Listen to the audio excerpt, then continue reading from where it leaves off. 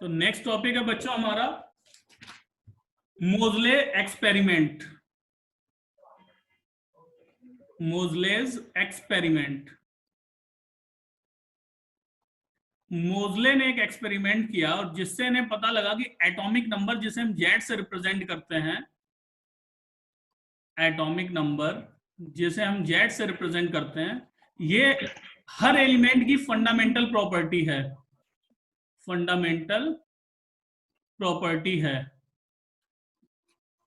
हुआ क्या, मोजले ने, आपको पहले ही पता है कि किसी भी हाई मेल्टिंग पॉइंट वाले मेटल पे अगर हम कैथोड रेज बम्बार्ड करते हैं तो क्या होता है,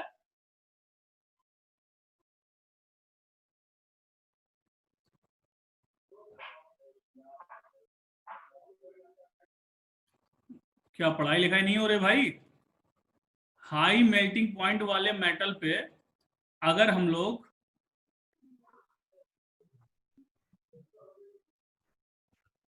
कैथोड रेज इंपार्ट करेंगे,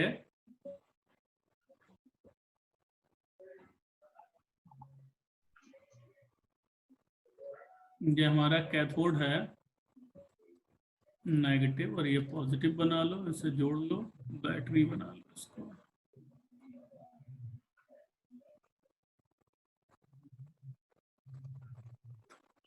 तो जब भी हाई मेल्टिंग पॉइंट वाले मेटल पे कैथोड रेज इंपार्ट की जाती हैं, इलेक्ट्रॉन्स इंपार्ट किए जाते हैं, तो इनसे क्या होता है कि ये एक्स रेज इमिट करने लगती हैं।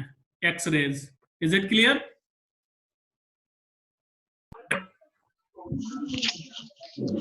Yes sir. पिछली क्लासेस में हम ये बता चुके हैं। तो इन्होंने जो सब्सटेंसेस थे, ये जो एलिमेंट्स थे, हम कह रहे हैं हाई मेल्टिंग पॉइंट वाले, ये उस समय जितने भी एलिमेंट थे लगभग एल्यूमिनियम से लेकर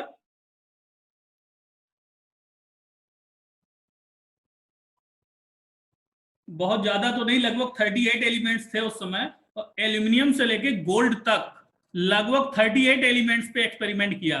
पहले एल्यूमिनियम लगाया तो भी एक्सरे आई, जो एक्सरे आई उसकी इन्होंने फ्रीक्वेंसी मेजर की। फ्रीक्वेंसी, फ्रीक्वेंसी जानते हो बच्चों? फ्रीक्वेंसी किसे कहते हैं?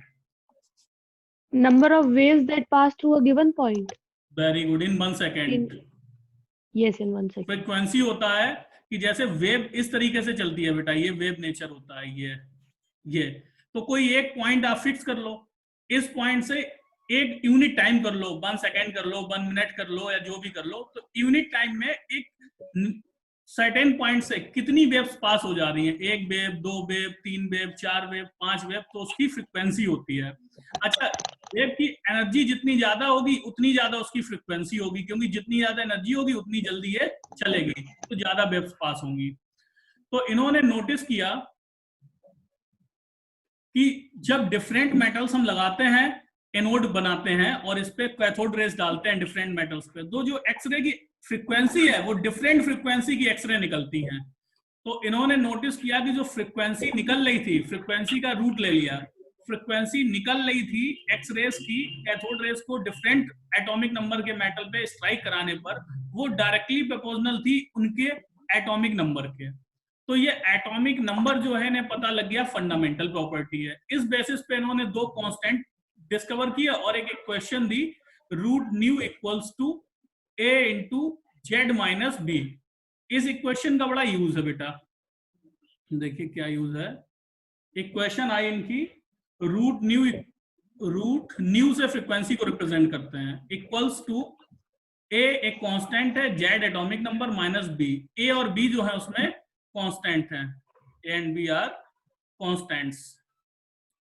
तो कांस्टेंट तो कांस्टेंट वैल्यू रखेगा, इससे हमें मतलब नहीं।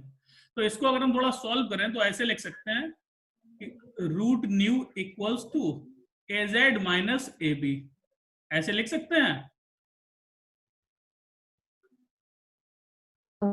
Yes sir. लीनियर इक्वेशन की मोशंस पढ़ी है बच्चों, ग्राफ प्रेजेंट किए हैं? Yes sir. तो ये वाली Yes sir.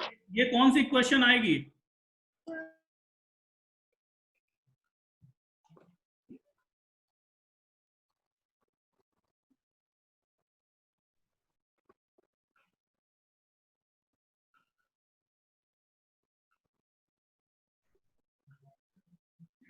समझ रहे हो?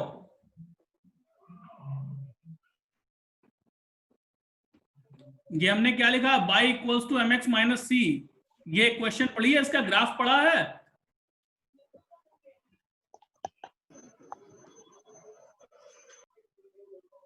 अरे भाई ये इंपॉर्टेंट है, कुछ बोलो, हाँ ना पढ़ा है या नहीं पढ़ा है मैथ्स में, तो हम पढ़ा दें। No, sir. नहीं सर। तो इतना देरी क्यों लगती है बोलने में? देखो कितनी तरीके की क्वेश्चंस होती है, उनके ग्राफ क्या होते हैं। पहली क्वेश्चन होती है y equals to m x plus C, दूसरी क्वेश्चन होती है y equals to m x minus C. दो ही समझ लो फिलहाल। तो बाई एक्सिस पे कोई प्रॉपर्टी, बाई क्या हो गई, बाई एक्सिस हो गई, इस पे कोई प्रॉपर्टी, और एक्स एक्सिस हो गई, एक्स एक्सिस पे कोई प्रॉपर्टी हम प्लॉट करें तो एम जो होगा वो स्लोप होगा, उसका स्लोप, और सी जो होगा वो उसका इंटरसेप्ट होगा, intercept on by axis, on by axis. और वैसे ही यहां है, यहां केवल क्या है, माइनस सी अगर हो गया तो सी इंटरसेप्ट होगा एक्स एक्सिस पे, ऑन एक्स एक्सिस। या ऐसे ही मान लो कि माइनस सी माइनस इंटरसेप्ट हो गया बाई एक्सिस पे, तो नीचे से आएगी। यार आप ऐसे देखो ग्राफ को, तो ये कोई प्रॉपर्टी हमने बाई एक्सिस पे प्लॉट की, ये कोई प्रॉपर्टी एक्स एक्सिस पे प्लॉट की, तो इसका जो इंटरसेप्ट है सी पॉजिटिव है, तो ये बाई एक्सिस पे यहां कहीं से जाएगा, यहां कहीं से। ठीक, तो ये क्या होगा, इतना हो गया इसका इंटरसेप्ट सी। और अगर ये माइनस में है, बाई एक्सिस पे प्रॉपर्टी प्लॉट की, एक्स एक्सिस पे प्रॉपर्टी प्लॉट की, और ये माइनस में है सी, तो माइनस वाला बेटा यहाँ जीरो होता है। अगर आपने पढ़ा हो ग्राफ थ्योरी वगैरह कुछ, तो यहाँ माइनस में होते हैं नंबर्स, होते हैं ना। Yes sir. तो Yes. माइनस से इंटरसेप्ट लेके जाओगे तो यहाँ वाला इंटरसेप्ट ही है, उसके बाद यहाँ कहीं से निकलेगा। तो फिर हम लोग इसको क्या कह देते हैं कि इंटरसेप्ट ऑन एक्स एक्सिस, क्योंकि नीचे वाला नेगेटिव वाला देखना नहीं है हमें, तो इसको ऐसे भी कह सकते हैं कि intercept on x axis, x axis पे ग्राफ। अब इनका स्लोप क्या होता है, एम होता है स्लोप, स्लोप होता है tan थीटा। अगर ये थीटा एंगल पता हो तो tan थीटा इक्वल्स टू होता है स्लोप, और tan थीटा क्या होता है, परपेंडिकुलर अपॉन बेस। तो अगर थीटा पता हो तो भी आप स्लोप निकाल लोगे कि थीटा की tan में वैल्यू ले लो, वही होगा आपका स्लोप, m की वैल्यू पता चल जाएगी। और वैसे ही यहां होता है, थीटा पता हो तो tan theta equals to slope. ये ग्राफ याद रखना, ये बहुत यूज आने वाले हैं केमिस्ट्री में, ठीक है। Okay, sir. तो फिलहाल हम Yes, sir. फिलहाल इस वाली क्वेश्चन को लेते हैं। ये क्वेश्चन हमने देखी तो ये आ रही है y equals to m x minus C. तो ये क्वेश्चन हो जाएगी आपकी, इसको ग्राफ प्लॉट करोगे तो बाई एक्सिस पे कौन आएगा बेटा, फ्रीक्वेंसी का स्क्वायर रूट, की फ्रीक्वेंसी जो हम निकल रही थी एक्सरे की, उनके स्क्वायर रूट को इस एक्सिस पे प्लॉट किया। और एक्स एक्सिस पे कौन आएगा, एटॉमिक नंबर, सब्सटेंसेस के एटॉमिक नंबर एक्स एक्सिस पे रखे। तो देखिए इंटरसेप्ट क्या आया हमारा, माइनस सी, मतलब यहां कहीं से लाइन जाएगी, ये लाइन जाएगी, एंगल होगा थीटा, और इसका स्लोप क्या होगा, स्लोप इक्वल्स टू होगा, यहाँ पे स्लोप होता है ये एम स्लोप होता है, स्लोप, तो स्लोप क्या है ए, तो स्लोप इक्वल्स टू ए जो कि tan थीटा होगा।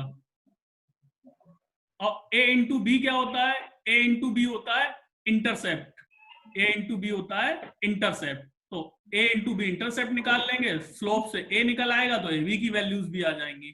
यहाँ से न्यूमेरिकल आएगा, आपको ध्यान रखना, बहुत बढ़िया न्यूमेरिकल बनता है यहाँ से कॉम्पिटिशन्स में, IIT जेईई एडवांस में बन चुका है, समझे।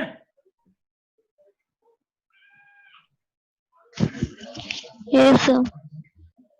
तो ये एक्सपेरिमेंट जब मोजले ने किया तो मोजले ने नोटिस किया कि जब डिफरेंट मेल्टिंग पॉइंट या डिफरेंट एटॉमिक नंबर वाले मेटल्स पे हम कैथोड रे डाल लेते तो एक्सरे तो सब में निकल रही थी, लेकिन जो एक्सरेज निकल रही थी उनकी फ्रीक्वेंसीज डिफरेंट थी।